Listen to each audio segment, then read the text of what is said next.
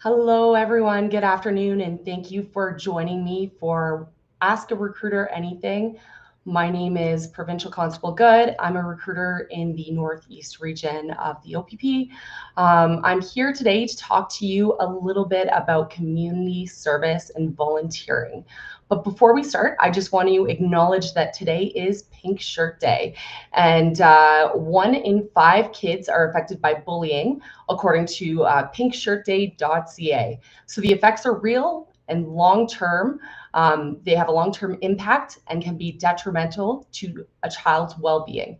The OPP is committed to fostering a safe environment by promoting kindness, respect, and inclusion. So again, if you see people wearing pink shirts today, that is why. So again, we'll get started today talking a little bit about community service and volunteering. Community service is one of the 10 areas of assessment that we do assess during the hiring process. So when you apply to the OPP, we do ask that you fill out any community service that you have been involved in. A lot of people that I speak to, they do talk about getting involved in big events, large things like coaching a hockey team or a baseball team. Community service is not just about these large scale events and volunteering opportunities. They can be small as well. So again, the topic of community service is very broad, and I'm going to just kind of touch base on how you can build your resume and what you should be putting on your application. So community service is a great way to build trust in your community and develop communication skills, problem solving skills, and again, show that you are committed to public service and getting involved in your community. So an example of this is if you go to an old age home and you say that you want to volunteer, you go and speak to people during coffee hour. So you're building those communication skills with people that you may have never met before. And those are very important skills as a police officer. So these are things that we are looking at when you apply to us. So not only communication skills can you build, but I touched a little bit about trust. So going into a school, volunteering with one of the sports teams, or as a lunchtime supervisor when the children are having lunch, things like that, where you are not being paid to do these jobs, that is volunteering. Another example is if you're involved at a school as a parent council representative. That is volunteering, being part of this committee, helping out in your community and just getting involved in your community. So when you apply to us, again, if you're involved in any boards, such as recreation boards for your community, parent council at your children's school, or if you're in college or university, say you're involved in an environmental group where you get together and talk about issues going on in the country, those are things that you could write down as volunteer opportunities. What we like to see is how many hours a week you're volunteering your time, and overall how many hours total that you've committed to these certain things and opportunities that you've done. An opportunity with the OPP that kind of gets your foot in the door, gives you great experience, is getting involved with our OPP auxiliary unit. So this is a unit that you apply to get involved in, and it gives you lots of training. It gives you an opportunity to ride along with active members, go to community events, wear uniforms like the one I wear that says auxiliary instead of police. So you are seen as a leader in your community, and it really is a stepping stone to becoming a police officer, and provides you lots of opportunities to get involved in community events that are going on.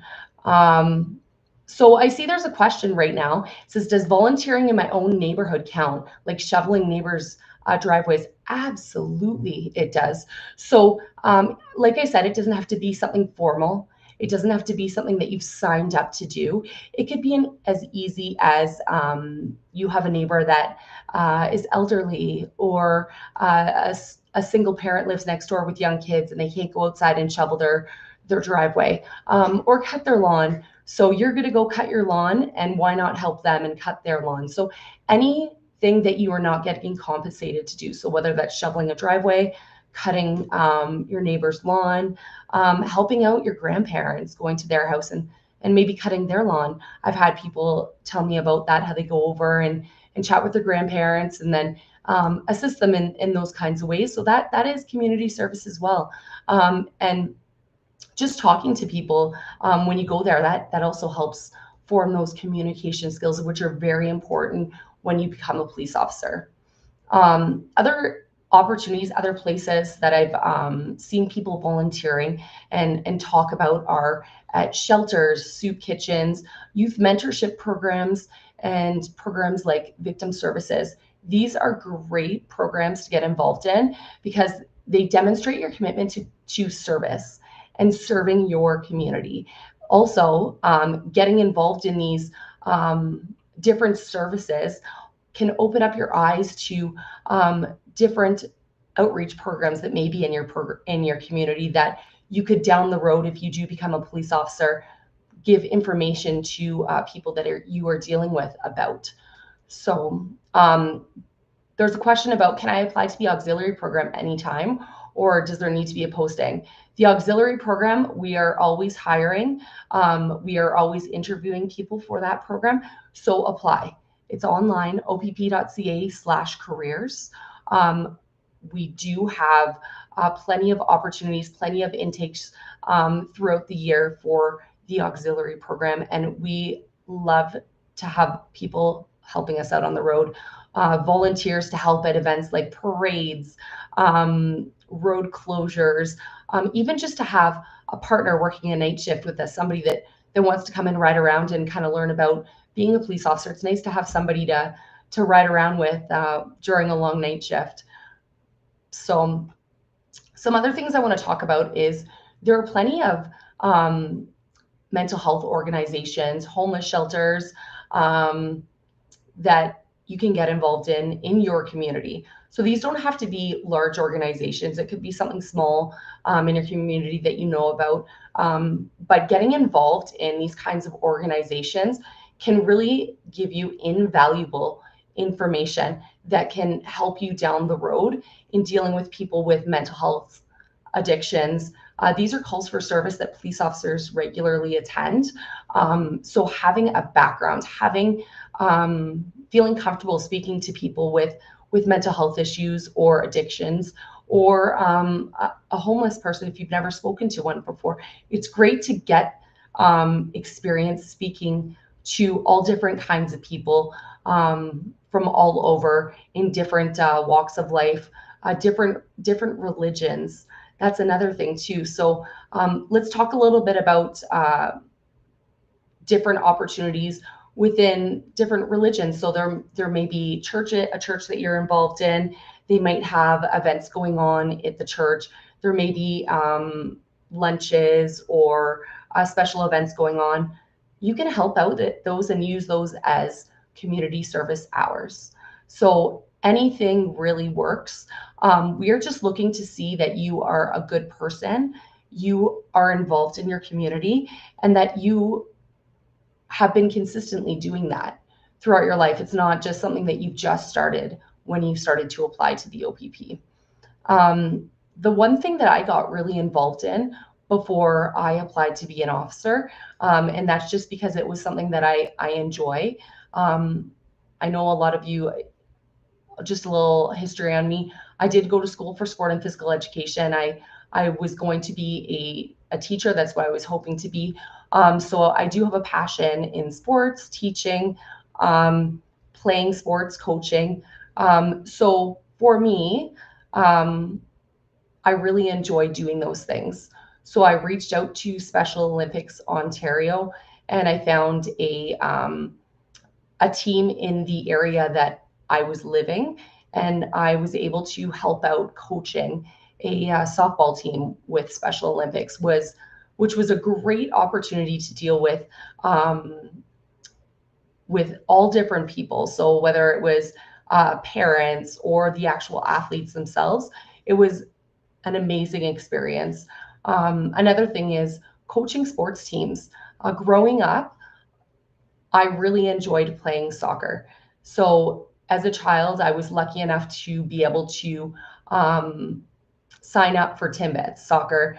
My parents put me into that. And if it wasn't for community coaches, those programs would not be going on. So I know that in a lot of small communities, they have a hard time finding coaches. So if there's a specific sport that you really enjoy, why not get involved in it? Why not enjoy your time in coaching youth or even adults in those sports if it's something that you love? Because if you're doing something you love, it's not work. It's really not volunteering. It's having fun and building relationships within your community. So see a few more questions here. What factors should I consider before I put it on my application? You know what? Anything that you have, put it on your application when it comes to community service. If you do make it to the interview phase, the local focused interview, we will talk to you about the community service, learn a little bit more about it. Again, if you've worked, say, you've worked at a running event in the background, getting race kits ready, and you worked maybe 5 hours getting all these race kits ready before the race, and that's the only thing that you've done, that's fine. That's 5 hours total that you've worked participating, volunteering your time without getting paid, doing these things. So that's something that we want to know. Put everything down. It doesn't hurt. That's totally fine. Another example could be, I know we kind of touched base on something that's not formal. Another thing could be if you are at the grocery store. I know Ontario has gotten a lot of snow this year, and you see somebody struggling pushing their shopping cart through the parking lot because there's so much snow on the ground, and it's a great opportunity to go up and offer your assistance and see if they need some help. If they do, maybe you can push that shopping cart for them and unload their bags into their car if they want the help. Of course, you want to ask them ahead of time, but that's a great opportunity to assist members in your community. That is volunteering. That is being an active member in your community. So again, the main thing with volunteering and community service is that we want to know that you're positively involved in your community and that you are doing things to help other people out, not just for pay. So I'm just going to go through some questions here.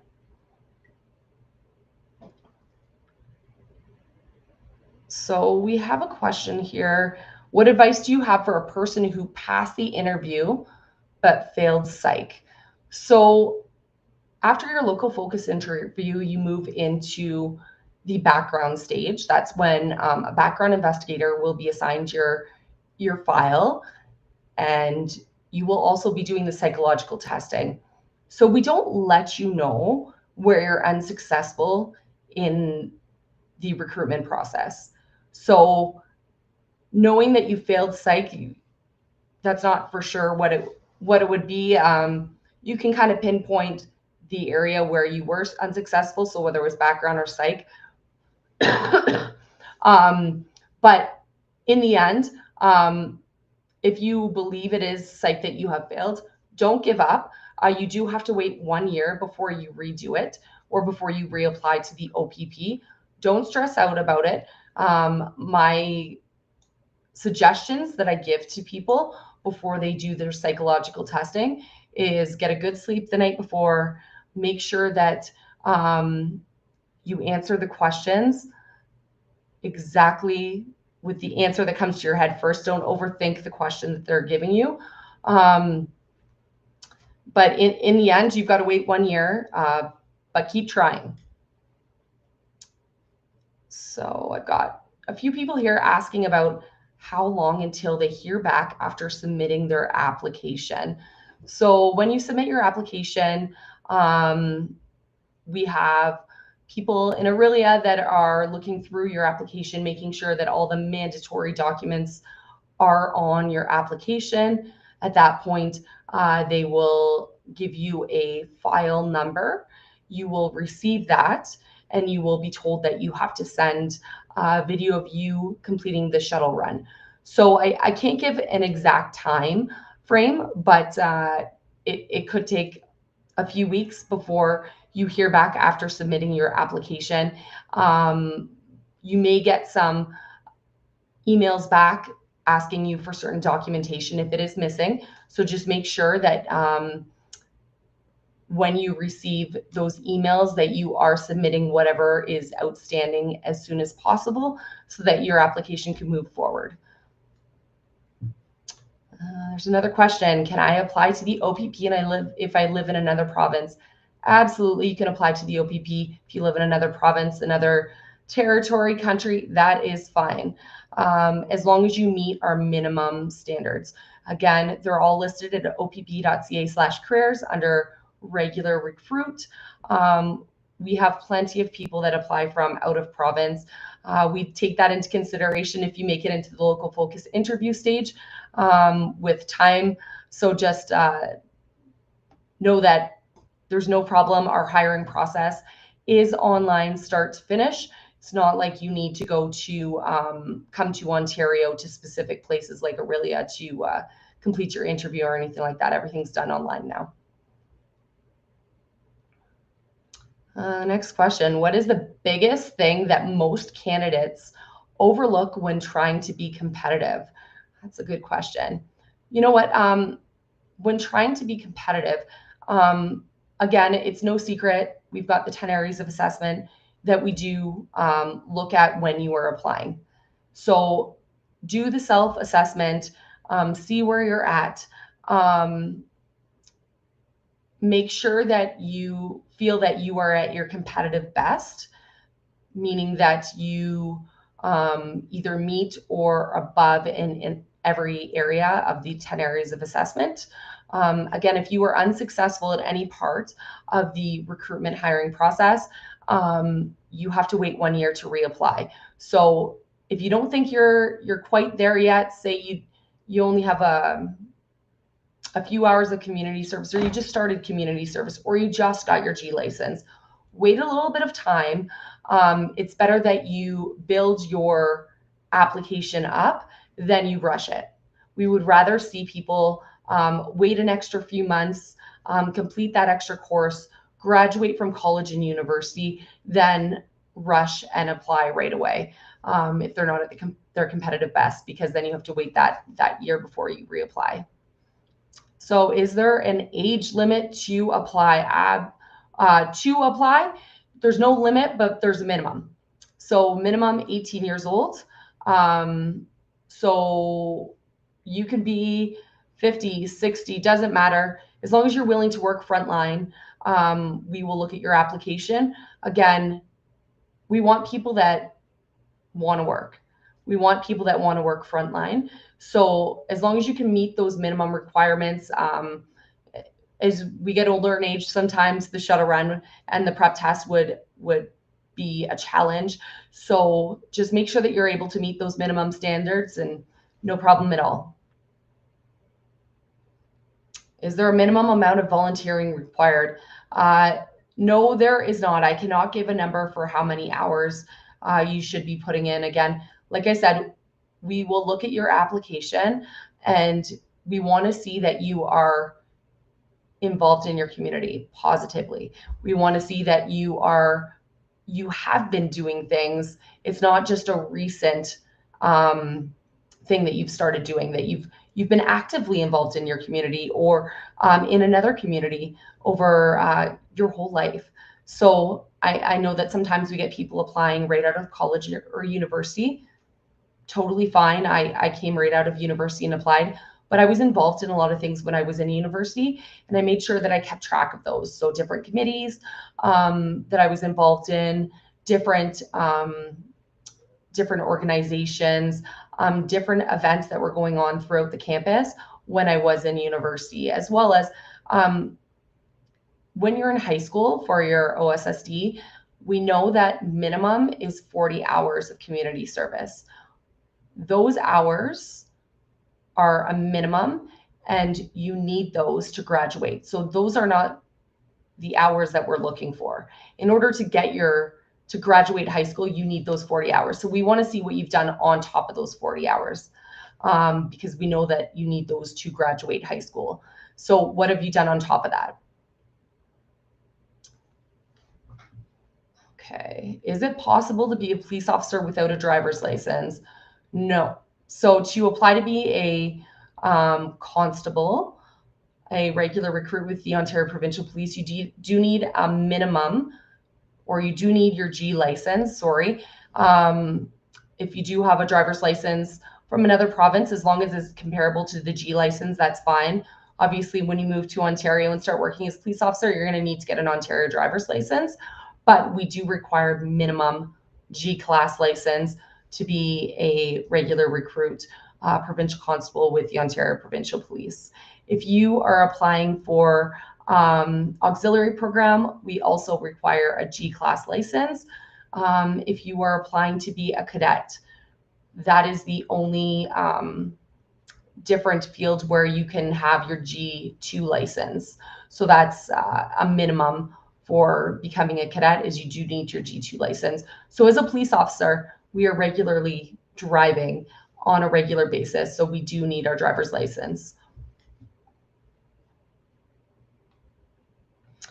Okay, the next question is, how can I best include all my community service information despite the application only asking for 3 years?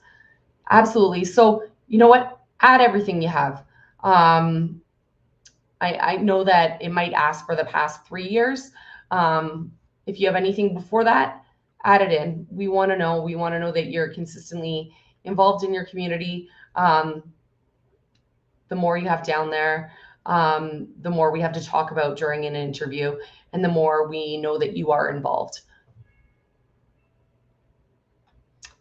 Somebody's talking about it being their last year of university, and should they wait to graduate to apply?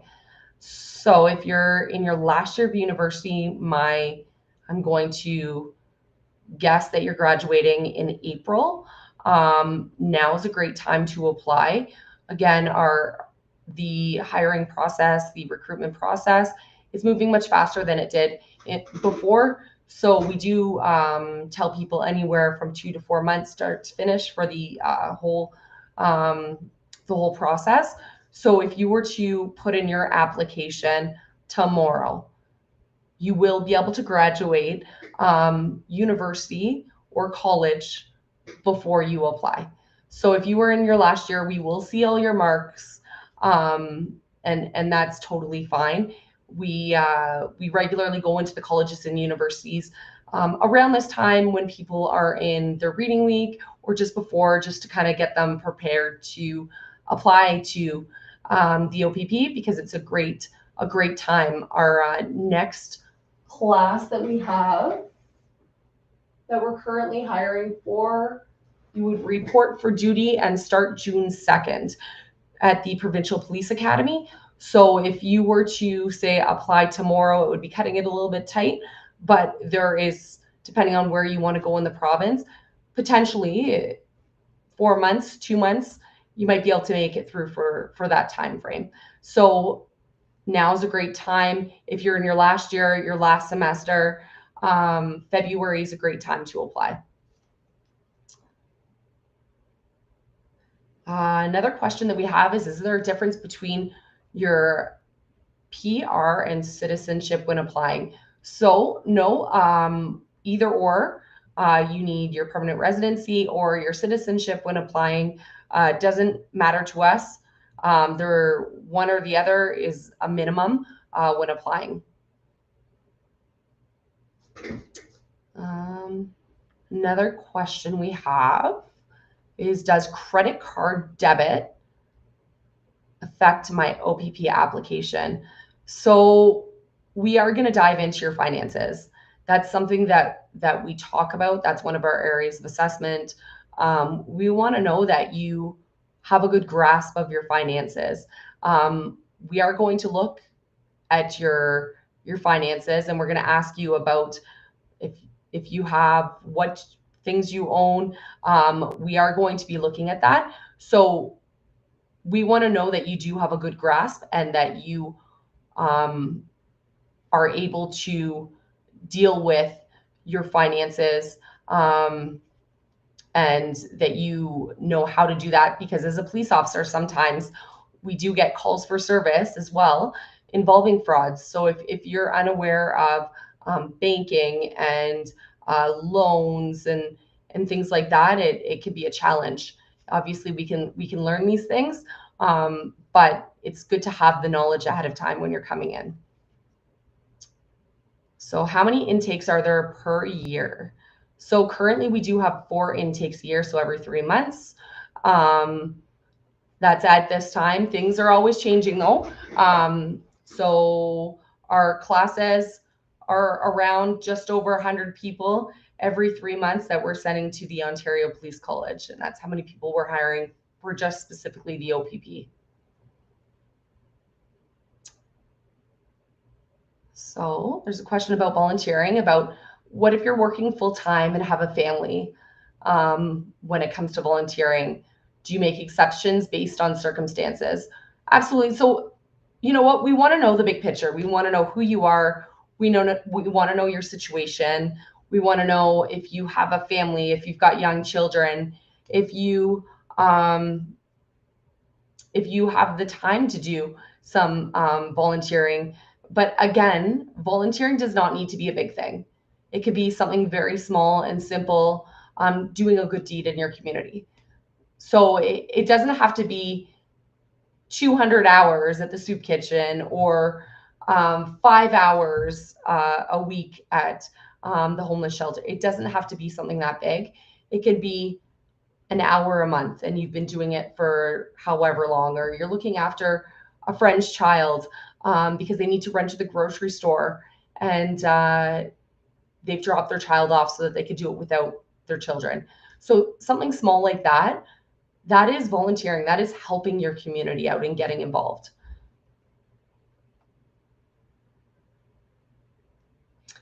We have somebody talking about having gaps in the resume due to the current job market, and asking if that will look bad.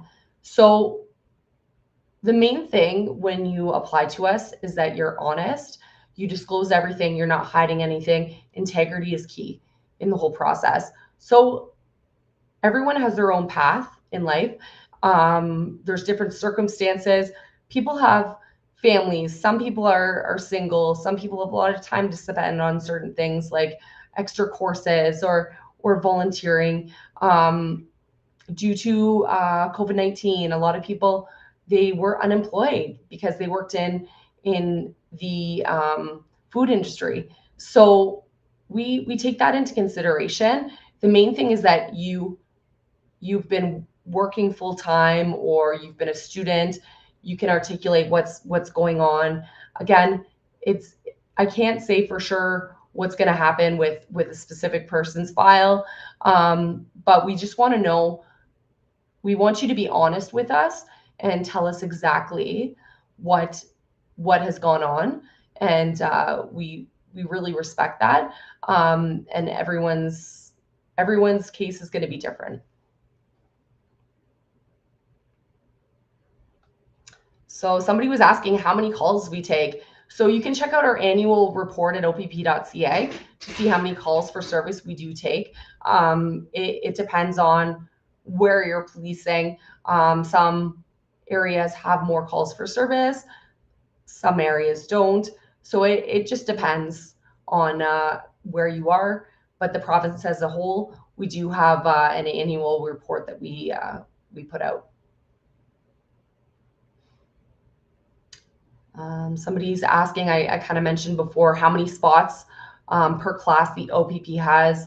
So again, give or take 100, maybe a little over 100, depending on the class. That's normally how many spots we do have in each class. And again, there's 4 classes a year, so that's over 400 officers we're hiring at this very time per year.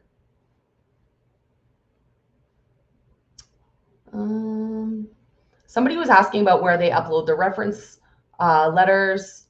Yeah, absolutely. So when you have reference letters, yep, you can upload them as supporting documentation. Make sure that they're on the portal. If you have any issues with uploading things onto your application, because it won't let you for whatever reason, opphire@opp.ca. Absolutely send us an email with those attachments and we will try to help you out.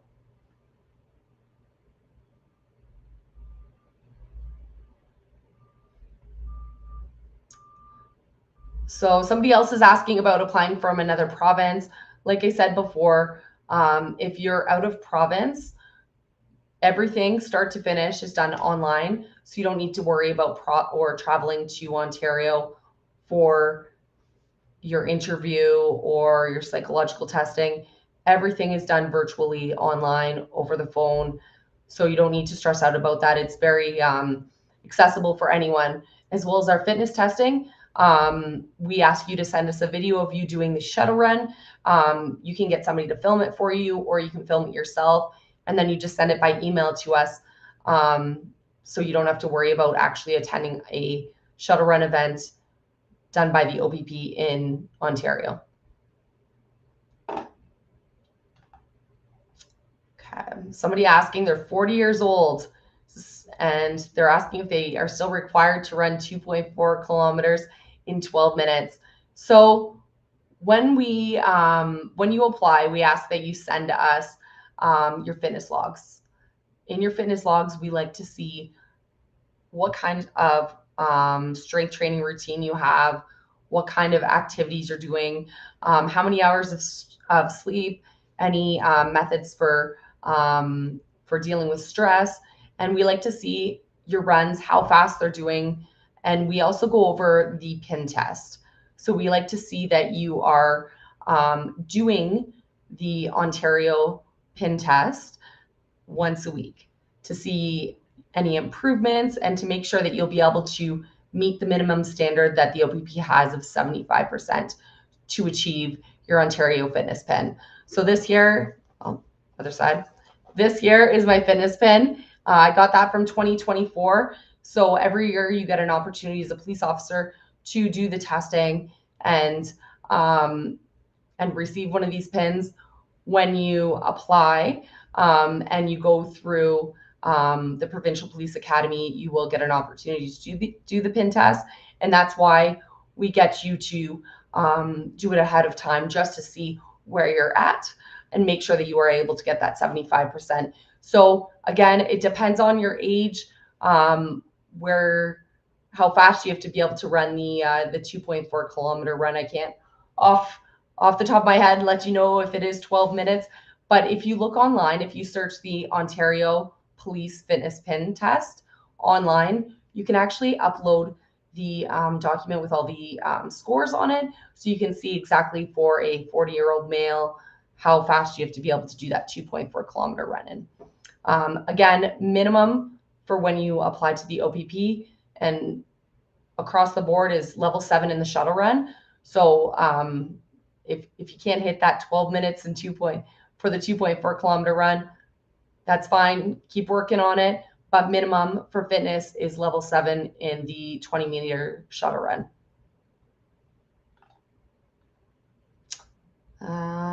When is the next class? I kind of spoke about that before. You would start at the Provincial Police Academy June 2nd, 2025. The next question is, do you have any tips for the shuttle run? My only tip is practice makes perfect. Keep on doing it. Yeah, a lot of people, they struggle in achieving that level 7, but it's like anything. You don't get good at something unless you practice it. So if you're not a runner, I know it can be a struggle. Get some headphones, get out there, start running, have your course mapped out, and keep trying, keep working hard. Also, if you find it's easier to do it with other people, I know myself, I'm enjoy working out and running with other people. Find a buddy to do it with, somebody that can kind of push you. As well as we do have events going on throughout the province. We are posting them at opp.ca/careers at the very end, the bottom of the website. There are events going on in Ontario. For some of them involve the shuttle run. So have a look, come out to these events, try it out. They're free opportunities to do them alongside a bunch of other people that are kind of in the same boat. So keep working hard. Somebody has mentioned they have a seasonal job and they're currently not working until the summer. Will that gap negatively affect my application process, even if I'm using the free time to volunteer? So it depends on the situation.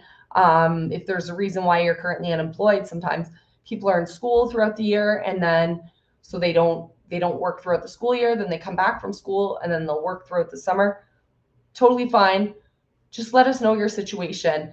Again, ideally, we like to see that you have a full-time job, that you have experience working full-time hours, and that you are able to do that, because as a police officer, a lot of our detachments, you're working 12-hour shifts.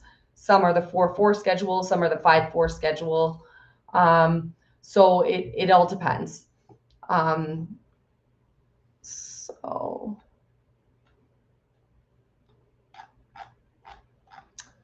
that's going to be my last question I'm going to answer for this afternoon. Again, thank you everyone for joining in today.